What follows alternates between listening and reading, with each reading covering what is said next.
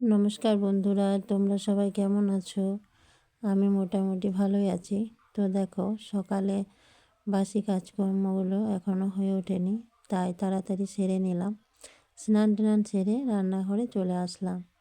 দুধ বসিয়ে দিলাম, আর এদিকে পেঁপে, আলু, মূলো এগুলো কাটা আছে, সেগুলোকে আর একটা উনুনে বসিয়ে দেব। জানো তো, আমাদের জীবনে কিছু অপূর্ণতা থেকেই যায়।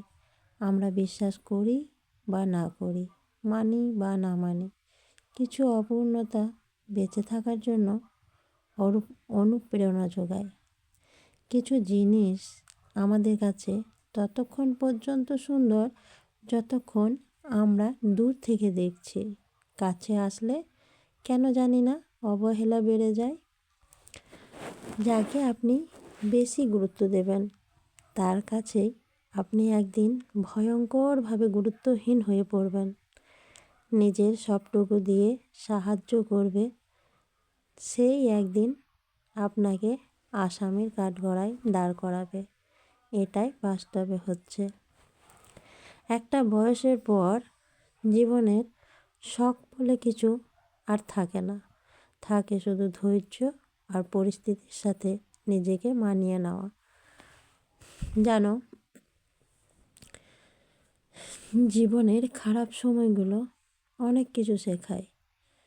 যেমন একা থাকতে শেখায়, সাহসী হতে শেখায়, ধৈর্যশীল হতে শেখায়, জীবনের মানে বুঝতে শেখায়, পরিস্থিতি মানিয়ে নিতে শেখায়, শক্তিশালী হতে শেখায়, মানুষ চিনতে শেখায়।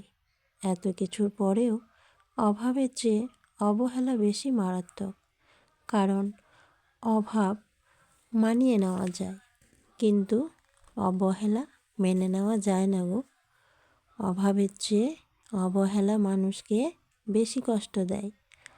শ্বশুরবাড়িতে সবাই কষ্ট দিলেও কষ্ট লাগে না, কিন্তু স্বামী মানুষটা আঘাত দিলে বুক ফেটে যায় গো। কষ্টে মাঝের মধ্যে মনে হয় মেয়েদের আপন বলতে কিছু হয় না। কিছু কিছু মেয়ে আছে যারা শত কষ্ট পেয়েও মুখে কিচ্ছু বলে না। কষ্টে বুক ফেটে যায়, কিন্তু মুখ ফুটে কিছুই বলতে পারে না, চুপচাপ সহ্য করে যায়। মেয়েদের আপন তো তার কষ্ট আর চোখের জল গো। সবাই ছেড়ে চলে গেলেও কষ্ট আর চোখের জল কখনো তাকে ছাড়ে না।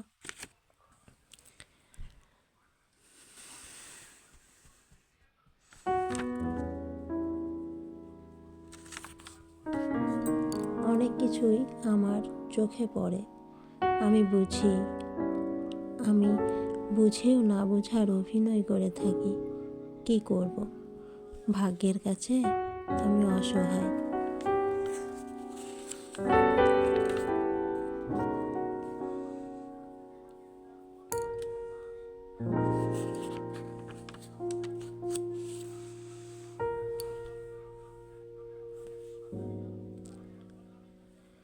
স্বামীরা শুধু স্ত্রীর চিৎকার, চেঁচামেচি, ঝগড়া এগুলোই তারা দেখে। তারা কিন্তু এটা লক্ষ্য করে না যে দিন শেষে রাত্রিবেলায় তার স্ত্রীর চোখের জল, তার স্ত্রীর কান্না, তার স্ত্রীর মন খারাপ, স্ত্রীর রাত জেগে চিন্তা করাটা তাদের চোখে একদমই পড়ে না গো। একজন স্ত্রী তার স্বামীকে সত্যিই সব সময় কাছে চায়, আপনভাবে সমস্ত কিছু বলতে চায়। কোনো আপদ বিপদ হলে প্রথমে সে তার স্বামীকেই পাশে চায়। এটা বোঝার মতো ক্ষমতা বোধ হয় স্বামীদের কোনো দিনও হবে না।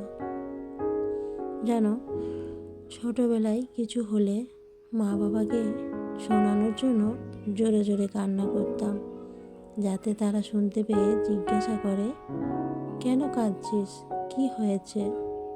আর এখন কিছু হলে ঘরের কোণে কিংবা বিছানায় বালিশ চাপা দিয়ে কাঁদতে হয়, যাতে কেউ শুনতে না পায়।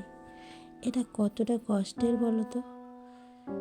এটা যাদের জীবনে হয়, এটা তারাই একমাত্র জানে। না তার স্বামীকে বোঝাতে পারে, আর বোঝাতে গিয়েই বা কী হবে? বোঝানো তো ব্যর্থ, তারা তো বুঝতেই চাইবে না, তাই না? মেয়েদের জীবনটা না এইভাবেই পেরিয়ে যাচ্ছে। তাই আমি বলি কি, নিজের মতো করে জীবনটাকে একটু মানিয়ে নিতে শেখো। মানুষ জন্ম হয়ে, আমরা তো মেয়ে মানুষ, আমাদের জীবনে কষ্ট তো থাকবেই, আর আমাদেরকে সব কিছু মানিয়েও নিতে হবে। কিন্তু এইভাবে কতদিন বলো তো? এইভাবে কিন্তু সবাই পারে না, এত ধৈর্য এত সহ্য কাউরেরই থাকে না। তাই নিজের একটা ইচ্ছে ছিল, যেটা পূরণ করার চেষ্টা করছি, কিন্তু জানি না গো, যদি আমার স্বামী আমাকে সাথ না দেয়, তাহলে সেই ইচ্ছাটা কিভাবে পূরণ করব?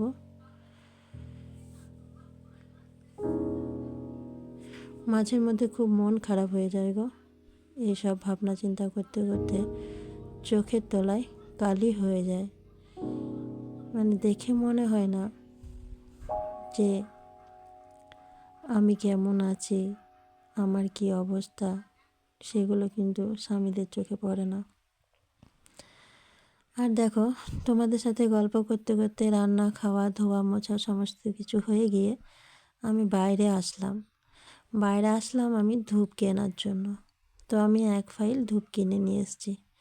এই দেখো, একটা গোটা ফাইল কিনে নিয়ে আসলাম। এই ধূপটা কিন্তু খুব সুন্দর গন্ধ, আর অন্য কোনো ধূপের গন্ধ আমি নিতে পারি না, তাই এটাই নিয়ে এলাম।